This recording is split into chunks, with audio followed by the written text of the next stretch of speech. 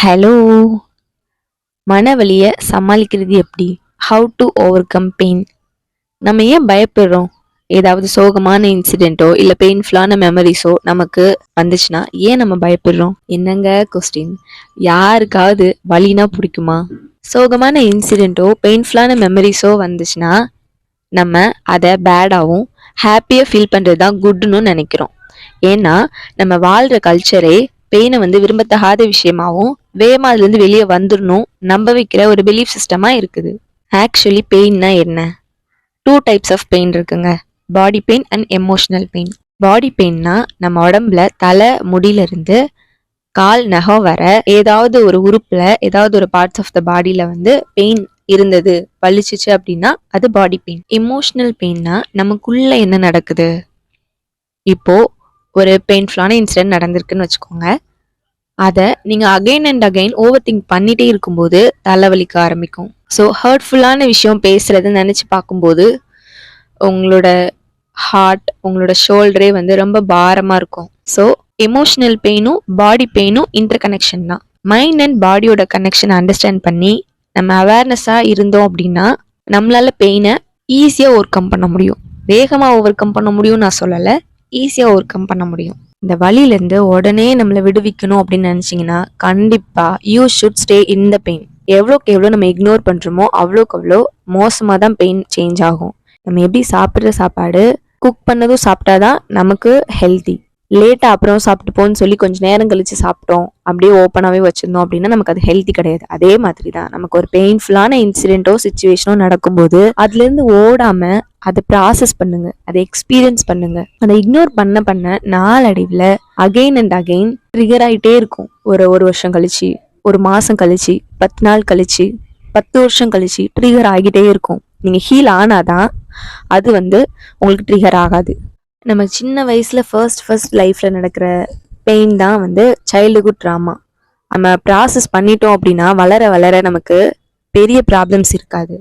அந்த childhood ட்ராமாவை heel பண்ணாமல் இருந்தோம் அப்படின்னா வளர்ந்ததுக்கு அப்புறம் நடக்கிற இன்சிடென்ட் அந்த சைல்டுஹுட் ட்ராமாவால தான் நம்ம ரியாக்ட் ஆகியிருப்போம். குழந்தையா இருக்கும்போது உங்களுக்கு எதுவுமே தோணிருக்காது. பட் ஒரு பீரியட் ஆஃப் டைம் கான்சியஸ் ஸ்டேட்டுக்கு நீங்கள் வரும்போது உங்கள் பேரண்ட்ஸ் உங்கள் கூட பிறந்தவங்க மேலே அன்பு காட்டும்போது எங்கே நம்ம மேலே காட்டலையோன்னு நினைப்பீங்க. அண்ட் தென் பேரண்ட்ஸ்குள்ளேயே சண்டை போடும்போது அதை உங்களை அஃபெக்ட் பண்ணும். And then lack of love, lack of receiving. ஒரு விஷயமோ ஒரு பொருளோ கிடைக்காத போது வர்ற பெயின் நம்ம எல்லாருக்குமே இந்த சைல்டுஹுட் ட்ராமா இருக்கும். எனக்கு சின்ன வயசில் சைல்டுஹுட் ட்ராமானா என்னன்னா, நான் ஒரு சிங்கிள் பேரண்டோட பொண்ணு. எங்கள் அம்மா மட்டும்தான். நான் அப்பாவை பார்த்தது கிடையாது. ஸோ நான் கை குழந்தையா இருக்கும்போது 6 monthsல இருக்கும்போதே எங்கள் அப்பா போயிட்டாங்க. ஸோ எங்கள் அம்மா அந்த இதை ப்ராசஸ் பண்ணணும், அந்த லாஸை ப்ராசஸ் பண்ணணும். ஸோ என்ன அவங்களால சரியாக பார்த்துக்க முடியாது. ஃபீட் பண்ணுவாங்க, எல்லாம் பண்ணுவாங்க. பட் நம்ம எப்போவுமே நம்ம கப்பை ஃபில் பண்ணணும்னு சொல்லுவாங்க. லவ் அண்ட் ரிலேஷன்ஷிப்பில் பொறுத்தவரை நம்ம ஹாப்பியாக இருந்தால் தான், நம்ம லவ்வபிளாக ஃபீல் பண்ணாதான் இன்னொருத்தவங்களுக்கு அந்த லவ் கொடுக்க முடியும். ஸோ அவங்களுக்கு அந்த பெயின்ஃபுல்லான இன்சிடென்ட் எனக்கு சின்ன வயசில் அது தெரியாது. பட் அது என்னோட சைல்டுஹுட் ட்ராமாவான்னு எனக்கு தெரில. பட் தூங்கும்போது எங்கள் அம்மா என் பக்கத்தில் இருக்க மாட்டாங்க. அதே மாதிரி மறுநாள் காலையில் எந்திக்கும் போது எங்கள் அம்மா என் பக்கத்தில் இருக்க மாட்டாங்க.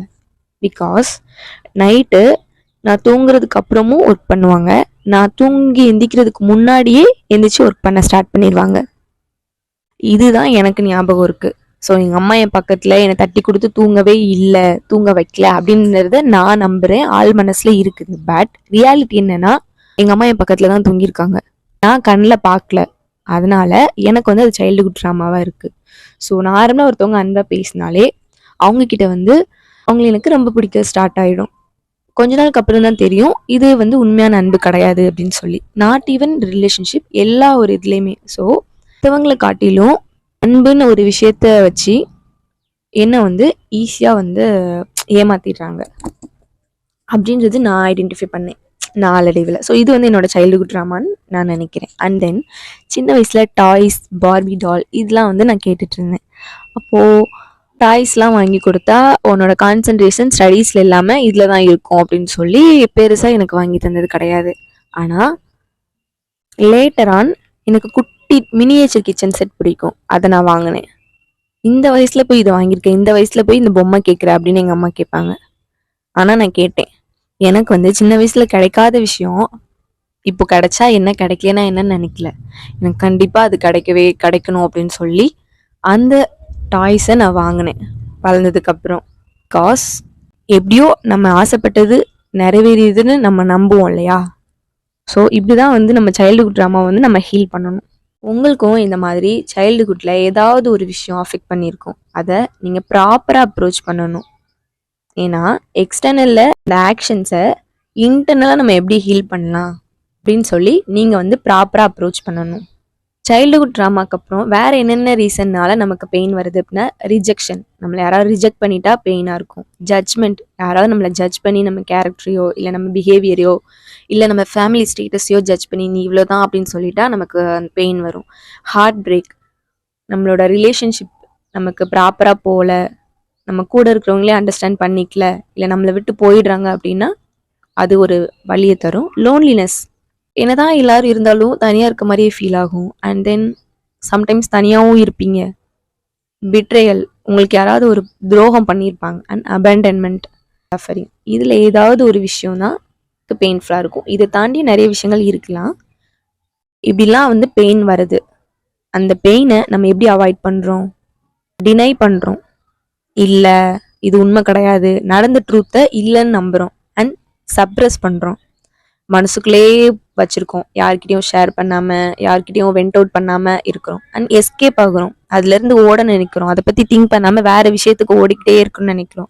பிசிக்கலா அந்த பெயினை வந்து போக்குறதுக்கு பிசிக்கலா ஏதாவது நம்ம எடுத்துக்கிறோம். ஏதாவது பேடான பிஹேவியர்ஸ்லாம் வந்து நம்ம பண்றோம். அது அண்ட் மாஸ்கிங் தெம், எதுவுமே நடக்காத மாதிரி பூசி முழுகிறது.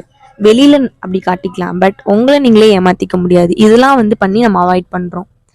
இப்படி அவாய்ட் பண்ணுறதுனால, இப்படி சப்ரஸ் பண்ணுறதுனால நாளடைவில் இந்த issues from the past triggered within you. இந்த பெயின்லேருந்து விடுபடுறதுக்கு we should make conscious decision. எப்படி அந்த பெயின்லேருந்து வெளியில் வராது அப்படின்னு சொல்லி. ஃபர்ஸ்ட், யாருமே இல்லைனாலும் உங்களை நீங்களே கைவிட்டுறக்கூடாது. Self abandonment. இங்கே தான் உங்களோட பெயினுக்கு பொறுப்பு, அதை மற்றவங்களோட பொறுப்பே கிடையாது. ஏதோ அந்த விஷயம் நடந்துச்சு, அதுலேருந்து வெளியில் வர்றதுக்கு நீங்கள் என்ன பண்ணுறீங்க, அதுதான் ரொம்ப முக்கியம். உங்களோட பெயினை எக்ஸ்ப்ரெஸ் பண்ணாமல் ஹைட் பண்ணாதீங்க. அண்ட் இது மாதிரி நமக்கு அகெயின் வந்து நம்ம ஆசைப்பட்டாலே இப்படி தான் அப்படின்னு நம்பாதீங்க. கில்ட்டியை ஃபீல் பண்ணாதீங்க. இதெல்லாம் வந்து பண்ணவே பண்ணாதீங்க. மெயினாக ஏன் எனக்கு மட்டும் இப்படி நடக்குதுன்னு கேட்காம என்ன நடந்துச்சோ அதை அப்படியே அக்செப்ட் பண்ணிக்கிற மைண்டுக்கு நீங்கள் வாங்க. உங்களை நீங்களே டேக் கேர் பண்ணிக்கணும். You must be willing to feel your feelings. என்ன ஃபீல் பண்ணுறோம், just stay within your pain, just chit within your pain. என்ன எக்ஸாக்டாக ஃபீல் பண்ணுறோம் அப்படின்றத உங்கள் மைண்ட்குள்ளே அண்ட் உங்கள் ஹார்ட்குள்ளே என்ன இருக்குது, எப்படி ஃபீல் பண்ணுறோம் அப்படின்றத ஃபீல் பண்ணுங்கள், ப்ராசஸ் பண்ணுங்கள். If you want to cry then cry, but don't hide or don't run away from that pain. அதுக்கப்புறம் அழுதா எல்லாரும் ஜட்ஜ் பண்ணுவாங்கன்னு நினைக்காதீங்க. அப்படி நினச்சிங்க அப்படின்னா தனியாக அழுங்க. நீங்கள் பெயின்ஃபுல்லான இன்சிடெண்ட்டில் இருந்தீங்க அப்படின்னா ஃபர்ஸ்ட் அட்ரஸ் பண்ணுங்க, அதுக்கப்புறம் அதுலேருந்து வெளியில் வர்றதுக்கான முயற்சியெல்லாம் ஈடுபடுங்க. மற்றவங்களும் பெயினில் இருந்தாங்க அப்படின்னா அவங்கக்கிட்ட போய் சரியாயிரும், எல்லாம் மாறிடும் அப்படின்னு சொல்லுங்க, வேண்டான்னு சொல்லலை. பட் தெரியும் உனக்கு இது ஹர்ட் ஆயிருக்கு அப்படின்னு, பட் என்ன நடந்தாலும் நான் உன் கூட இருக்கிறேன், இருந்தாலும் என்கிட்ட ஷேர் பண்ணு, இட்ஸ் ஓகே, இதுக்கு நீ பொறுப்பாக முடியாது அப்படின்னு சொல்லி அவங்களுக்கு ஆறுதலாக பேசுங்க. எப்போவுமே வழியில் இருக்கிறவங்களுக்கு ஆறுதல் தேவைப்படுமே தவிர அட்வைஸ் தேவைப்படவே படாது. உங்களோட மைண்ட் அண்ட் உங்களோட பாடி இந்த பெயின்ஃபுல்லான இன்சிடென்ட்க்கு அப்புறம் எப்படி ஃபீல் ஆகுது, ஹார்ட்டில் வலிக்குதா, ஹெட்டில் வலிக்குதா, உங்களுக்கு என்ன பண்ணுதுன்னு கவனிங்க. இந்த டைமில் நம்ம எனர்ஜியை ரொம்ப வெளியே விடுவோம். அகெயின் நமக்கு நியூ எனர்ஜி தேவைப்படும். அதுக்கு நம்ம கண்டிப்பாக சாப்பிட்டே ஆகணும். ஃப்ரெஷ் ஏர் வேணும். அந்த இடத்துலயே இருக்காமல் வேறு இடத்துக்கு நீங்கள் போகலாம் ட்ராவல் பண்ணி. And then let it all out. First listen பண்ணுங்க, அதுக்கப்புறம் உங்களுக்கு அழ தோணுதா அழுதுருங்க, தோணுதா கத்துங்க. இல்லை நீங்கள் ஸ்போர்ட்ஸ் பர்சனாக இருக்கீங்களா, ஓடுங்க. ஸோ ஏதாவது ஆக்டிவ் பண்ணிகிட்டே இருங்க. உங்களோட பெயின் அண்ட் க்ரீஃபை வேற ஒரு மெத்தட் மூலமாக நீங்கள் வெளியேற்ற போகிறீங்க. ஓகேவா? அண்ட் ரெகக்னைஸ் பண்ணுங்க, எதனால இந்த பெயின் வந்தது, இந்த பெயின்ஃபுல்லான விஷயத்தில் நம்ம என்ன பண்ண போகிறோம் அப்படின்னு சொல்லி. ஒருத்தவங்க உங்களை விட்டு போயிட்டாங்க அப்படின்னா, நீங்கள் ரொம்ப ஃபீல் பண்ணுறீங்க அப்படின்னா, இண்டிபெண்ட்டாக இருக்கணும்னு இந்த சுச்சுவேஷன் சொல்லுதுன்னு அண்டர்ஸ்டாண்ட் பண்ணிக்கோங்க. உங்களை நீங்களே திட்டிக்காம உனக்கு இதுதான் அப்படின்னு நினைக்காம கண்ணாடியை பார்த்து நீ எவ்வளோ ஃபீல் பண்ணுன்னு எனக்கு தெரியுது, எல்லாம் சரியாயிரும் அப்படின்னு சொல்லி உங்கள் ஹார்ட்டில் உங்கள் கையை வச்சு உங்களுக்கு நீங்களே ஆறுதல் சொல்லுங்க. உங்களை நீங்களே ரெஸ்பெக்ட் பண்ணுங்க. இவ்வளோ விஷயம் நடந்துச்சு, பரவாயில்ல, உன்னால் முடியும் அதுலேருந்து வெளியில் வர, பரவாயில்ல இதுலேருந்து நீ வந்துட்ட அப்படின்னு சொல்லிட்டே இருங்க.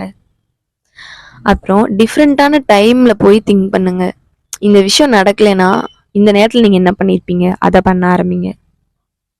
நான் சொல்கிற எல்லா விஷயமும் ஈஸி கிடையாதுன்னு எனக்கும் தெரியும். ஏன்னா எல்லாருமே லைஃப்பில் ஒரு பெயின்ஃபுல்லான இன்சிடெண்ட்டை கடந்து தான் வந்திருப்போம். நான் வந்து லாக்டவுன் டைமில் பெரிய பெயின்ஃபுல்லான லைஃப் எக்ஸ்பீரியன்ஸஸை ஃபேஸ் பண்ணேன்.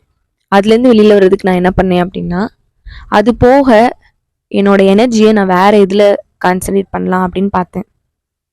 என்ன பண்ணால் அதை நான் வந்து அதுலேயே இருக்க மாட்டேன் அப்படின்னு யோசித்தேன். ஏன்னா நான் ஒரு டைம் நடந்துச்சு, பட் அதை நான் ஓவர் திங்க் பண்ணிகிட்டே இருந்தேன். அது எனக்கே தெரிஞ்சது. அது பண்ண தான் எனக்கு கண்டினியூஸாக அழுக வந்துகிட்டே இருந்தது. ஸோ அதனால் என்ன பண்ணேன், அந்த எனர்ஜியை வேறு இடத்துல நான் ஃபோக்கஸ் பண்ணணும் அப்படின்னு நான் நினச்சேன். நான் என்ன பண்ணேன் அப்படின்னா, ட்ராயிங் பண்ண ஆரம்பித்தேன். எனக்கு என்ன வரும், நான் ஏன் இந்த பூமிக்குள்ள வந்து ஏன் இந்த மாதிரி சுச்சுவேஷனை நான் வந்து ஃபேஸ் பண்ணுறேன் அப்படின்னு என்னன்னாலே நிறைய கொஸ்டின்ஸ்லாம் கேட்டுகிட்டே இருந்தேன் மிரர் பார்த்து. அப்புறம் எழுதுனேன், பேப்பர் எடுத்து எழுதுனேன். எனக்கு என்ன பிடிக்கும், என்னெல்லாம் பண்ணால் நான் ஹாப்பியாக இருப்பேன் அப்படின்னு சொல்லி எழுதுனேன். என்னென்ன டேலண்ட்லாம் எனக்கு இருக்குன்னு நம்பினேன். அந்த டேலண்ட்லாம் மற்றவங்களுக்கு கொடுத்துருந்தா ஏதாவது அச்சீவ் பண்ணியிருப்பாங்க. ஆனால் நான் இப்படி உட்காந்து அழுதுட்டு இருக்கேனே அப்படின்னு நான் நினச்சேன். ஸோ அதனால் அந்த டேலண்ட்டை வேஸ்ட் பண்ணக்கூடாதுன்னு சொல்லி நான் வந்து அந்த திறமையில் என்னென்னலாம் எனக்கு வருமோ அதை பண்ண ஸ்டார்ட் பண்ணேன். எனக்கு வரைகிற டேலண்ட் இருந்ததுனால நான் வரைய ஸ்டார்ட் பண்ணேன். நான் வந்து ஒரு ஆங்கிரி பேர்ட் வரைஞ்சேன், ரெட் கலர் ஆங்கிரி பேர்ட் வரைஞ்சேன். Because I love that movie. So அதனால் ஆங்கிரி பேர்ட் வந்து